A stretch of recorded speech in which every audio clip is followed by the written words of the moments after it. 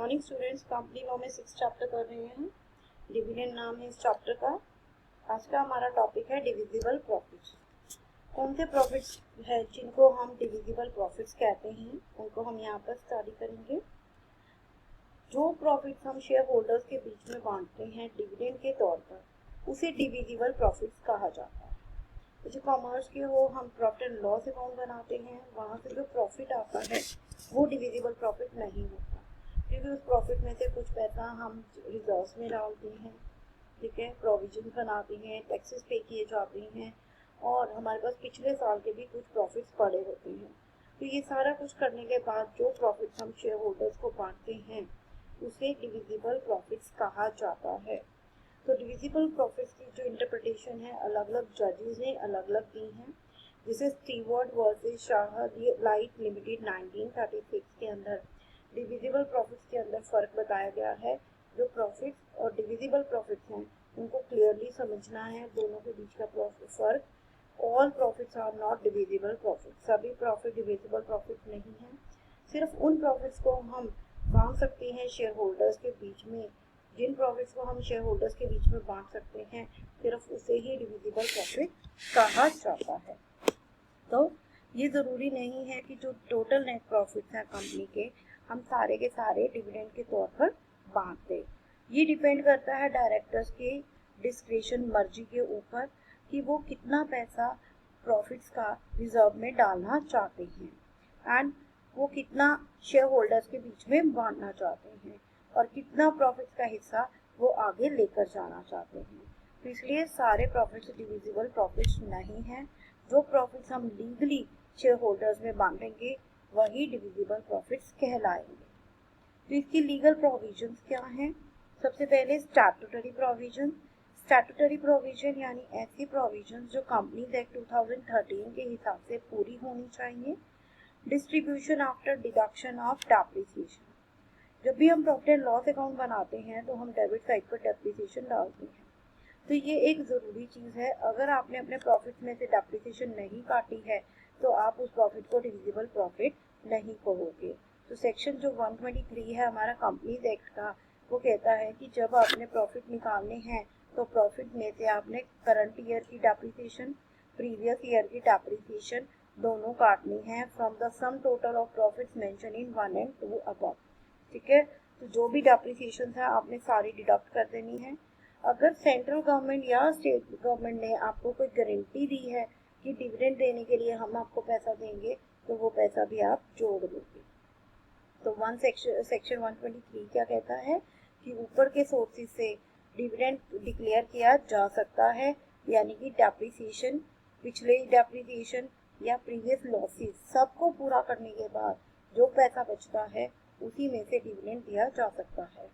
अगर central government को ठीक लगे तो वो कंपनी को पैसा दे सकती है डिविडेंड देने के लिए। ट्रांसफर टू रिजर्व, पूरा प्रॉफिट जो होता है उसको हम डिविडेंड में नहीं देते हैं, पर हम कुछ पैसा जो है वो रिजर्व में डाल देते हैं। ये रिजर्व बनाना कंपनीज के लिए कंपलसरी है। फिर है payment of dividend only in cash. Section 205 subsection 3 ये कहता है कि जो डिविडेंड है वो सिर्फ कैश फॉर्म में दिया जा सकता है, इसके अलावा आप किसी और फॉर्म में नहीं दे सकते। एक्सेप्ट द रूल, एक्सेप्शन क्या है? अगर आपने अपने प्रॉफिट्स और रिजर्व्स को कैपिटलाइज करना है और आप अपने प्रॉफिट्स को कैपिटलाइज करते हुए बोनस शेयर्स इशू कर सकते हो, और अगर आपने पार्टली पेड अप शेयर्स को फुली पेड अप करना है तो भी आप ये चीज़ कर सकते हो। No payment of dividend out of capital. जो डिविडेंड है वो हमेशा प्रॉफिट में से दिया जाता है, कैपिटल में से कभी नहीं दिया जाता। अगर कंपनी के आर्टिकल्स हमें परमिशन दें तब भी कंपनी ऐसा नहीं कर सकती है, और अगर कंपनी ऐसा करती है तो वो वॉइड है। प्रॉफिट में से डिविडेंड देना है, कैपिटल में से कभी भी नहीं। Dividend in proportion to paid up capital. Section 51 ये कहता है जैसे जो शेयर होल्डर्स हैं, हो सकता है उनकी पेड अप कैपिटल का जो प्रोपोर्शन है वो अलग हो। किसी ने 2 कॉल्स पे कर रखी हैं, किसी ने सिर्फ अलॉटमेंट दे रखी है, किसी ने सिर्फ फर्स्ट कॉल दे रखी है, तो उस समय उनकी कैपिटल के प्रोपोर्शन के अंदर आप डिविडेंड डिक्लेयर कर सकते हो, अगर आपके आर्टिकल्स आपको अलाउ करते हैं तब। Payment of dividend to registered shareholders. Section 123 कहता है कि सिर्फ उन लोगों को आपने डिविडेंड देना है जो आपके रजिस्टर्ड शेयर होल्डर्स हैं। ठीक है, तो इनमें क्या क्या आ सकता है, रजिस्टर्ड शेयर होल्डर या कोई भी बंदा या कोई भी उसका बैंक जिसको उसने नॉमिनेट किया है। अगर किसी कंपनी ने शेयर वारंट इशू किया है तो जिस बंदे के पास वो वारंट है या जिस बैंक के पास वो वारंट है उनको आप डिविडेंड दे सकते हो।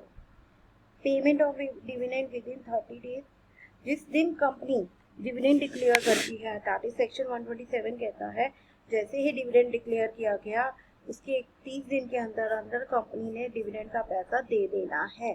पर अगर कंपनी नहीं देती तो जितने भी कंपनी के मैनेजर्स और डायरेक्टर्स हैं उनको 2-2 साल की सजा और 1,000 रुपये पर डे के हिसाब से फाइन लग सकता है। However, the above punishment and fine shall not be levied. ऊपर दी गई पनिशमेंट और फाइन नहीं लागू होगा अगर कब where the dividend could not be paid due to enactment of the law. Law की वजह से जो डिविडेंड पे नहीं किया गया उस पे ये फाइन और पनिशमेंट लागू नहीं होती।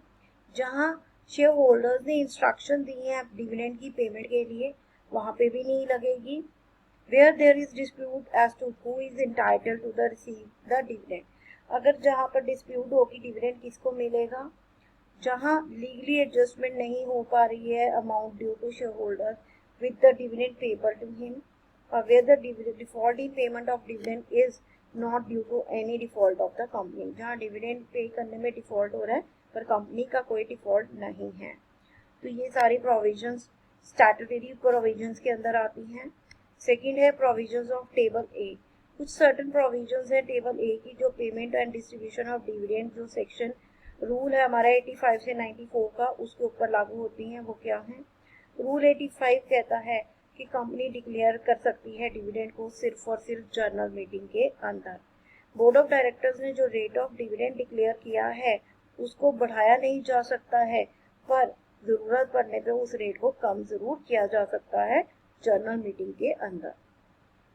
रूल 86 कहता है कि अगर डायरेक्टर को सही लगे तो board of director interim dividend declare कर सकती है पर एक्चुअल प्रॉफिट्स को भी उन्हें ध्यान में रखना है। रूल 87 ये कहता है कि डिविडेंड डिक्लेयर करने से पहले कंपनी जो डायरेक्टर्स हैं उन्हें प्रॉफिट्स का हिस्सा रिजर्व में ट्रांसफर करना है और इस रिजर्व को आप कंपनी के बाहर इन्वेस्ट कर सकते हैं। रूल 88 कहता है कि dividend should be paid in proportion to paid up capital, paid up capital के प्रोपोर्शन में ही आपने रूल पे करना डिविडेंड पे करना है। 89 क्या कहता है कि directors can portion the amount of dividend payable towards the payment of any call, जो डिविडेंड का पैसा है वो अनपेड कॉल्स के लिए भी एडजस्ट किया जा सकता है। रूल 90 कहता है कि पेमेंट ऑफ डिविडेंड आपने जनरल मीटिंग में ही इशू करना है। डिविडेंड में बी पेड इन कैश और थ्रू चेक और डिविडेंड वारंट। रूल 92 कहता है कि जहाँ जॉइंट शेयर होल्डर्स हैं वहाँ पर आप किसी भी एक के नाम पर जो डिविडेंड है उसकी रिसिप्ट इशू कर सकते हो। रूल 93 कहता है कि जो शेयर होल्डर्स हैं उन्हें डिविडेंड रिसीव होना चाहिए और वो जो नोटिस है वो डिविडेंड डिक्लेरेशन का वो भी उन्हें पहुंचना चाहिए। रूल 94 कहता है कि if any amount remains payable on account of dividend, अगर डिविडेंड पे करने के नाम पर कोई भी पैसा हमारे पास पेंडिंग है तो then the company shall not pay any interest on that amount, तो कंपनी ने उसके ऊपर कोई भी इंटरेस्ट पे नहीं करना है। नेक्स्ट टॉपिक है हमारा, बस आज के लिए इतना ही, बाकी नेक्स्ट वीडियो में